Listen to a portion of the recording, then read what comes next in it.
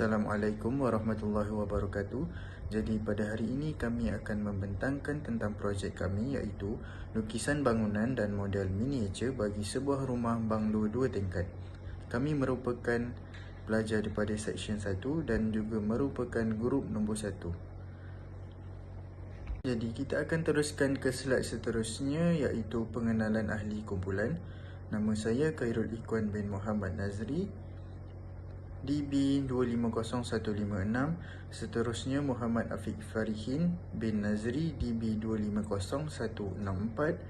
Muhammad Naufal Hakimi bin Hamdan, DB 250149.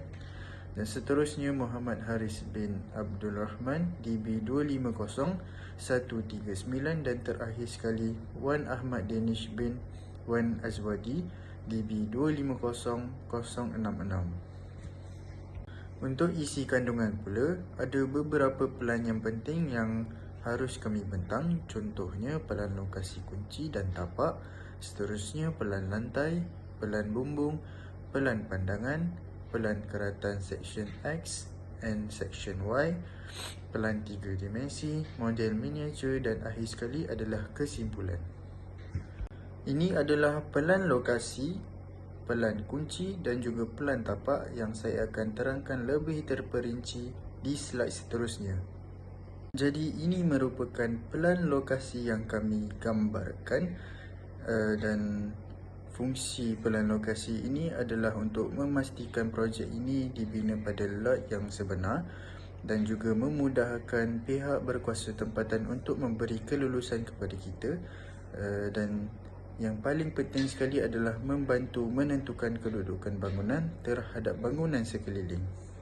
Untuk yang seterusnya adalah pelan kunci, dan pelan kunci ini adalah penting kerana ia memberikan gambaran keseluruhan lokasi sebelum analisis tapak dilakukan, di mana kami punya projek ini akan dilaksanakan di daerah Batu Pahat dan berfungsi juga sebagai rujukan kepada kontraktor untuk penghantaran logistik, contohnya batu bata dan juga kolam dan lain-lain, dan ianya juga membantu mengenal pasti hubungan tapak dengan jalan utama dan kawasan sekitar.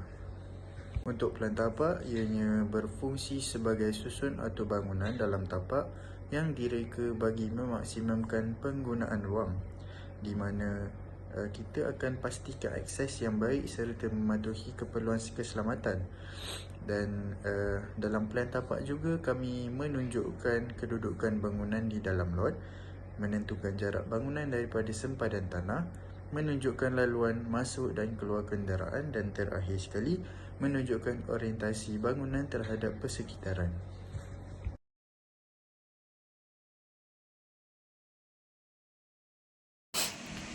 Okey, baiklah. So, saya Muhammad Haris. Kali ini saya akan cakap berkenaan dengan pelan lantai untuk aras bawah kami punya pelan rumah.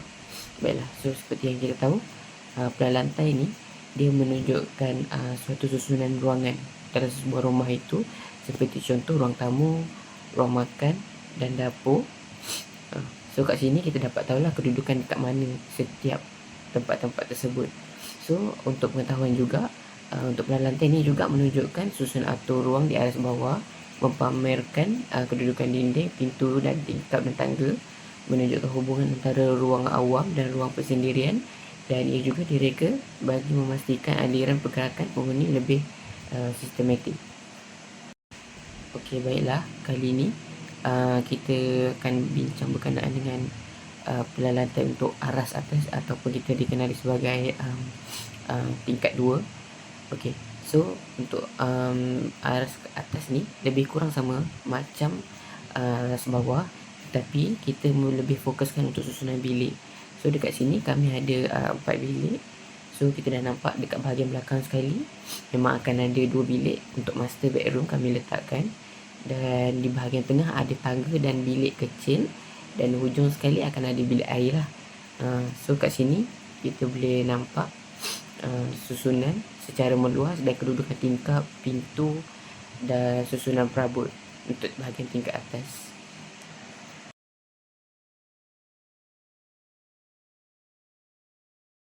Baik, jadi saya Muhammad Afiq Farihin bin Nazri, Nombor matriks DB250164 akan membentangkan mengenai pelan bumbung. Baik, jadi seperti yang boleh anda lihat dalam gambar ini adalah pelan bumbung bagi rumah kami, di mana reka bentuk bumbung ini dipilih untuk memastikan air hujan mengalir dengan lancar, mengurangkan risiko kebocoran serta meningkatkan ketahanan bangunan terhadap cuaca tropika. Dalam pelan bumbung ini juga iaitu menunjukkan bentuk dan susunan bumbung, menentukan arah cerun bumbung, membantu sistem aliran air hujan berfungsi dengan baik dan menunjukkan keseluruhan liputan bumbung terhadap bangunan rumah kami.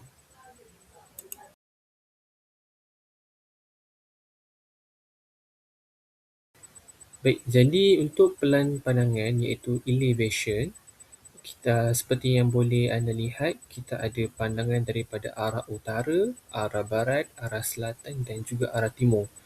Lukisan pandangan ini adalah untuk menunjukkan mengenai reka bentuk fasa bangunan adalah seimbang daripada segi estetikanya dan fungsi. Ia juga membantu kontraktor memahami dimensi menegak bangunan dengan tepat.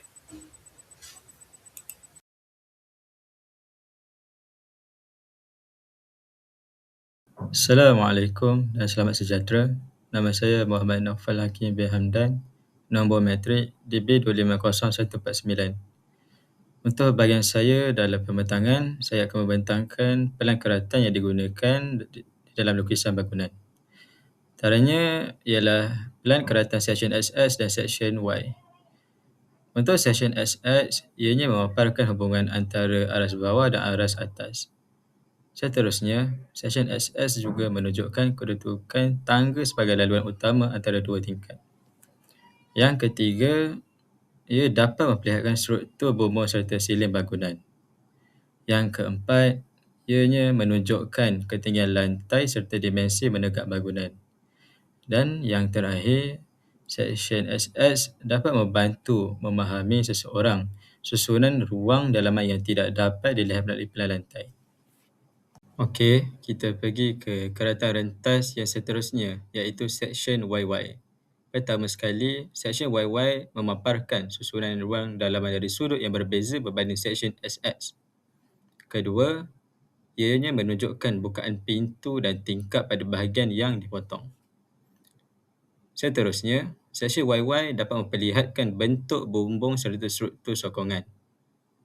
Yang keempat, ia dapat menunjukkan hubungan antara ruang berdalaman dengan fasad bangunan. Dan yang terakhir, seksyen YY dapat membantu proses semakan dimensi dan koordinasi elemen binaan.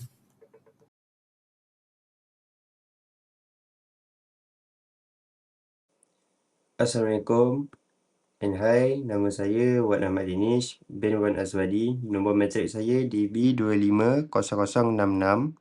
Saya daripada Fakulti FPTV. Hari ini saya akan menerangkan tentang plan 3 dimensi.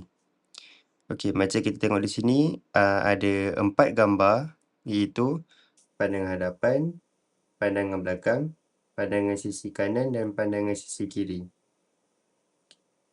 Model 3D ini membantu mengesan sebarang konflik reka bentuk lebih awal sekaligus mengurangkan kesilapan semasa proses pembinaan dan meningkatkan keberkesanan komunikasi antara semua pihak.